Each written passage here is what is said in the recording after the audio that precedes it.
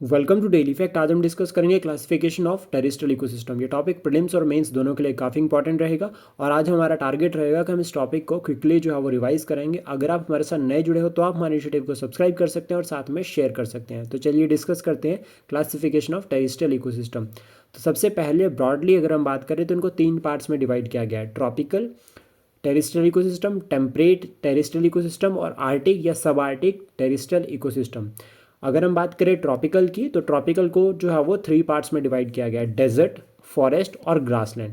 Grassland generally अगर हम बात करें तो ऐसा रीजन जहाँ पर जो वो ग्रासेस जो है वो डोमिनेट करती है।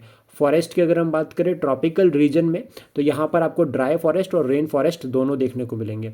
ड्राई फॉरेस्ट की अगर हम बात करें तो दैट मीन्स जहाँ पर इंटीरियर ऑफ द ट्रॉपिक्स जहाँ पर बारिश कम हो रही है। रेन फॉरेस्ट की अगर हम बात करें तो कोस्टल रीजन जहाँ पर जो है वो ज़्यादा बारिश देखी जा रही है, जैसे फॉर एग्जांपल वेस्टर्न घाट का वेस्टर्न पार्ट या फिर अंडमान निकोबार। देन डेजर्ट की अगर हम बात करें ट्रॉपिकल रीजन में तो यहाँ पर हॉट डेजर्ट और कोल्ड डेजर्ट दोनों इंक्लूड होते हैं। हॉट डेजर्ट की अगर हम बात करें तो थार डेजर्ट, और कोल्ड डेजर्ट की अगर हम बात करें तो लद्दाख वाला जो रीजन है दैट इज़ कोल्ड डेजर्ट। तो यहाँ पर दोनों तरह की जो है वो कंडीशंस आपको देखने को मिलेगी। प्लस देन उसका टेम्परेट की अगर हम बात करें तो यहाँ पर भी जो है वो 3 पार्ट्स में डिवाइड किया गया है: फॉरेस्ट, डेजर्ट और ग्रासलैंड। तो यहाँ पर जो डेजर्ट्स होंगे वो टेम्परेट डेजर्ट होते हैं और जनरली कोल्ड इन नेचर होते हैं क्योंकि वो इंटीरियर ऑफ द अर्थ जो है वो लोकेटेड होते हैं। फॉरेस्ट अगर हम बात करें तो यहाँ पर 2 तरह के होते हैं: एक तो रेन फॉरेस्ट जो कि आपका अगर हम बात करें कोस्टल रीजन में है, या फिर अगर हम बात करें कि वहाँ पर जो है वो due to the western disturbances या फिर अदर फैक्टर की वजह से काफ़ी बारिश हो रही है या फिर वहाँ पर स्नोफॉल काफ़ी हो रहा है।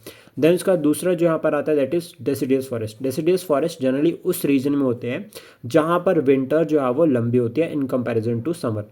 अब जब विंटर लंबी है तो जनरली बात है कि विंटर में स्नोफॉल होगी और स्नोफॉल के टाइम पे जो पेड़ है, ठीक है, वो जनरली क्या होता है, क्या तो हाँ यहाँ पर आपको थॉर्नी लीव्स देखने को मिलेंगे या फिर यहाँ पर जो पेड़ होते हैं वो अपने पत्तों को गिरा देते हैं ताकि ड्राई कंडीशंस में जो है वो खुद को सर्वाइव जो है वो कर सके।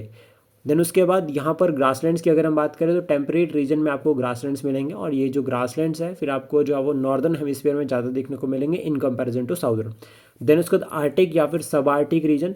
तो यहाँ पर आपको 2 तरह की जो है वो वेजिटेशन या फिर इकोसिस्टम देखने को मिलता है। तो सबसे पहला आता है टुंड्रा और सेकंड आता है बोरल फॉरेस्ट। जो बोरल फॉरेस्ट है इनको टिगा भी कहा जाता है।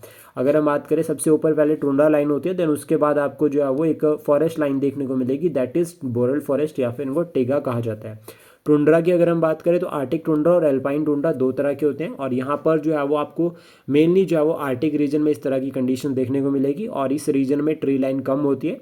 यहाँ पर आपको रेनडियर ग्रास जो है वो देखने को मिलेगी। आई होप जो कंटेंट हमने डिस्कस किया है ये आपको एग्जाम के लिए हेल्प करेगा। Thank you, please support, share and subscribe daily fact.